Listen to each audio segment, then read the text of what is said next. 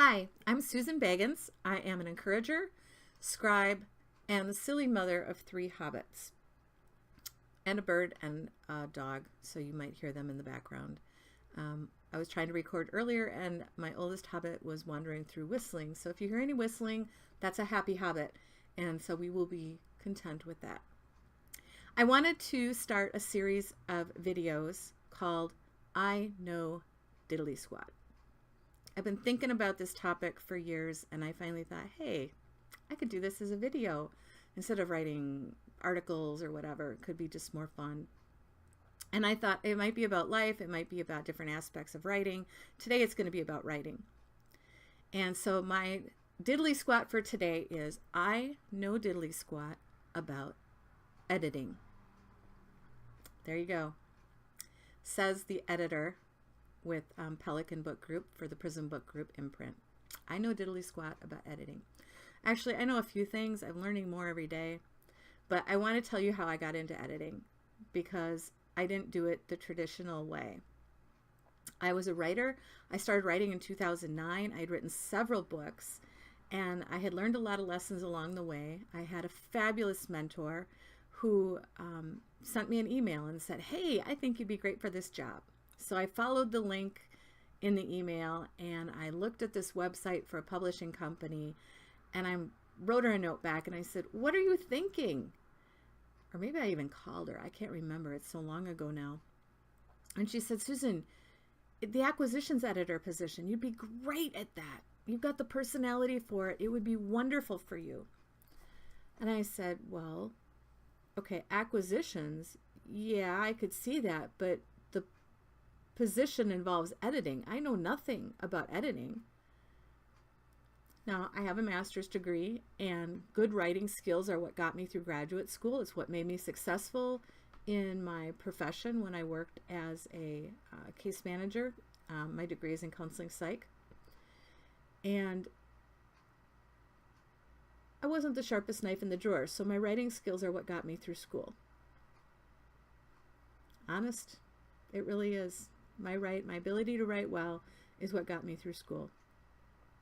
It wasn't because I was great at everything. Anyway, I probably sent the worst possible letter to the owner of Prism Book Group, and I just said, hey, I don't know if this is something that I should try or not. A friend thinks I'd be really good at it. I have no experience in this. And I sent her my resume, and she came back with a bunch of questions and an editing test, which I passed. Yay. And then she offered me the job. And I was just like, do I do this or not? I was a stay-at-home mom, and I had written a bunch of books. None of them had been published yet. I had published a short story, and I had published a flash fiction, but I hadn't published one of my novels. And I was going to have to do content editing. Did I know enough to do this? And I talked to a few people who I knew and trusted and who knew me and I knew would speak the truth to me. And they all pretty much said, Susan, this is a perfect fit for you. And you have the personality and the skill set to do this job. As far as the editing part of it, that's something you can learn. But the other stuff that you have, you can't learn. And that's what's going to make you good at this. So I prayed about it and I said yes. And I jumped in. And I acquired my first novel, which was actually a set of novellas, 4 novellas. And the irony of it was one of the authors was the one who had turned me on to the job. She's like, I didn't do this so that you would contract my book. But she would tell you now that I actually have rejected some of her writing too. So I didn't do it just because she was my friend. I have other friends I've rejected their writing. Or I've said, do this, this, this, and this, and I'll reconsider. So just because I'm your friend doesn't mean you're going to get published with me. And it might even be that it's not even my call. I had to reject a friend because it was my publisher's decision that they could not accept that kind of book. And I was sad because I felt it really was something that should be out there. But I had to say no. Anyway, I knew nothing about this whole process. I was given a document on different things to do and don't, and I sat on the manuscripts that had come in and kind of contracted, and I froze. I sat on them for weeks without doing anything, not reading them, not editing them, and I realized it was because I was afraid. I was afraid of what I didn't know. I was afraid I would fail. I was afraid that my friend would see what an utter idiot she was to recommend me for this job. But I dug in and I finally faced my fear and I said, you know what, I just got to do this. I can't chicken out. I have a contract. I need to do my job. And I did my job. And after several rounds of edits with each author, I sent the entire compilation to all of the authors and I said, please read through the 3 stories that are not yours, because there are 4 in the book. 3 stories. And send me back the corrections. And they did. But the interesting thing was, every single person who wrote back with a critique on a particular story found different errors. None of them found the same things, but they were looking at the same manuscript.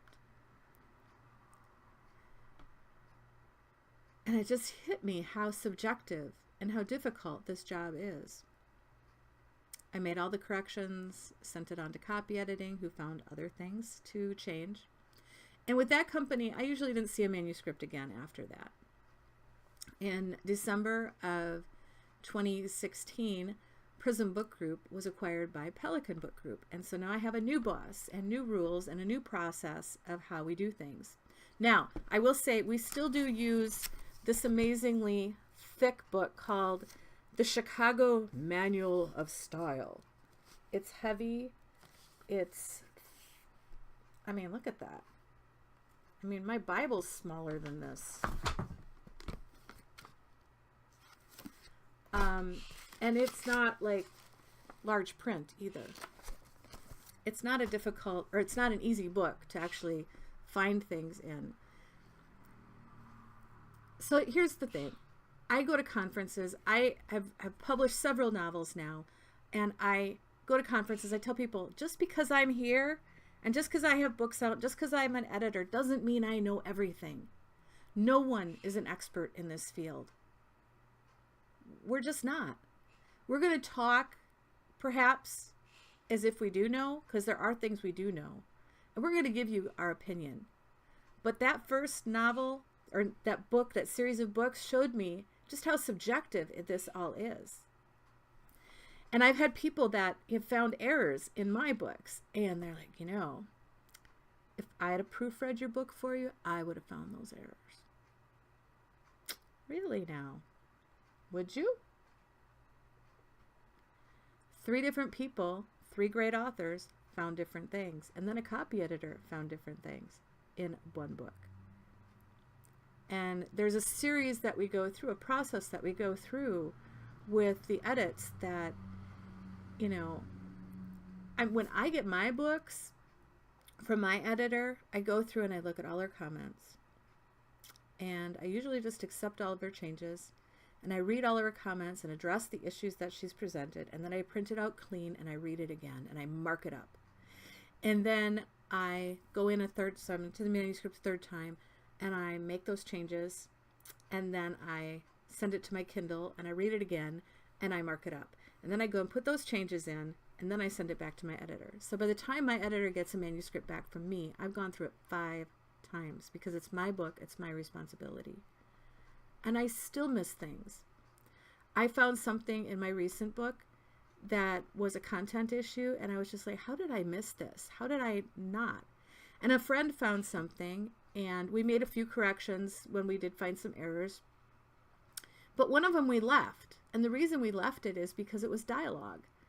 And sometimes when people talk in dialogue, they do say things the wrong way.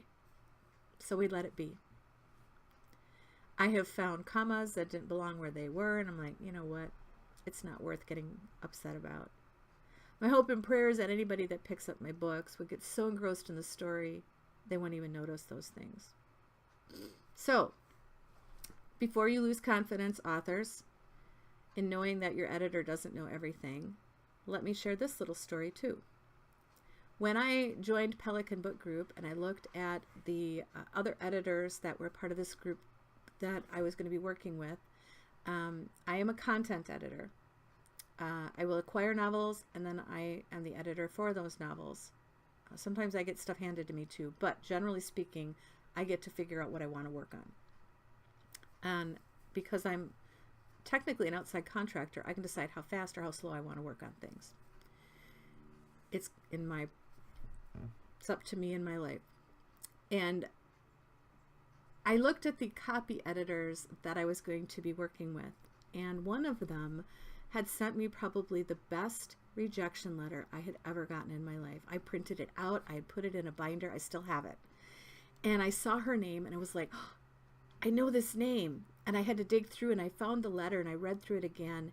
And I wrote her a letter and I copied it to my boss as well, because I said, okay, this just is full circle for God, in that this short story that I had written, she had rejected, and she had written over, I mean, it was single, when I printed it into, like, I think I copied and pasted it into a Word document, or when I just printed it out of my Gmail, whatever, it was more than a page long and single spaced.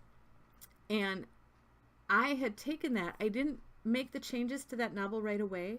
And sometimes that's okay. Sometimes you need space from your work. But when I was with Prism Book Group, an opportunity came up for a series of novellas for Christmas. And this was a Christmas novella. It was a historical. And I went back to that letter, and I used that letter, and I rewrote the story, taking into account all of the feedback she had given me. And by the way, I did thank her way back then for the time and the effort she did. And I used to be able to do that too. I can't always do that anymore. Most editors can't. We just don't have the time. And I'm sorry for that. Because, it's hard for us because we really would like to be able to give you help. But we're overwhelmed and overloaded with work to do. And we don't get paid enough to do the work that we do, generally speaking.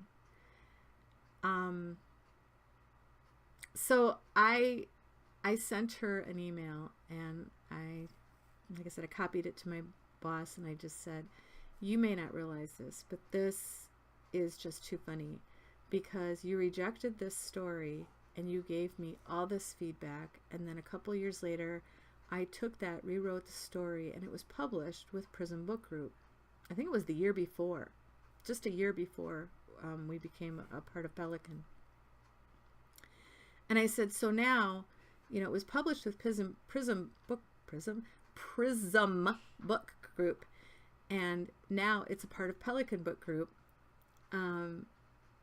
where it had originally been rejected. And it's done well. It's gotten great reviews, and I'm very proud of the story.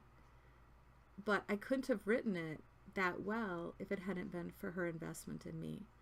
And now I get to work with her. She's more of a copy editor. I like to call them the dot and tittle people. They figure out where all the commas are supposed to be, because I don't always know. And they find errors. But I gotta say too, this is a woman who has been in the business for a long, long time. And she sent me a note the other day about a manuscript that I had sent through, that I had done a lot of work on with the author. And they were content issues that she had and questions that she had. And I thought, you know what? And she was so humble about it. She was like, oh, maybe I'm wrong. Maybe I'm off base here, and maybe I shouldn't be saying anything, but I'm just worried about this manuscript, and I think these are questions that should be addressed. And I looked at that and I said, you know what? You're right. How did I miss this? I love the story. It was great the way it was, but the questions that she asked were going to make it better. So we're working on that right now. And I thanked her. Now, I'm going to say too, I have found things that have come through from copy editors that I haven't agreed with, or that sometimes have messed up something else in the story. And I've had to be very careful. This was not something I ever when I was with Prism Book Group, ever got a chance to see that part of it. Once it went to copy editing, I never saw the manuscript again. But now I do. And I'm the one who gets to go over it again before it goes to the author. I'm the one who corrects everything and has my finger on that manuscript. It's ultimately the author's responsibility for how well that comes out. But I wanted to give a few words of encouragement now. So those of you who are authors and you're thinking, oh my gosh, my editor doesn't know what they're doing. I've had so many authors do extremely well. And that's because they've worked very hard. And I am learning something new every day. So having said that, as an author, you're always going to be learning. And as an editor, I'm always going to be learning. By the way, I started out as an acquisitions editor. Now I'm just an editor. So I feel like I got a promotion even though I do the exact same job I did before. I just have a bit more responsibility than I did before. But I'm easing into that, and I love my company that I work for. I love my boss, and I love the people that I work with. And I enjoy my authors. And for those of you who are editors, I'm sorry that I outed us. But I would hope that all of us would be faithful, available, and teachable, and that none of us are above learning new things. Some of the authors that I work with work as editors. And I've had them even say, I'm learning new things working with you. So we all have something to give to the process. And we're always going to be growing. And that's a good thing. So if we ever think we've arrived, then we've just missed the opportunity to learn and grow and invest in the authors that we work with. And for those of you who are readers, I just want you to understand that the work that goes into a novel is hours upon hours upon hours. The author who writes it puts in countless hours, weeks, days, months into that book. Not just writing the first draft, but then revising it, submitting it, maybe getting rejections and making changes. And then when they get contracted, they go through rounds and rounds and rounds of revisions.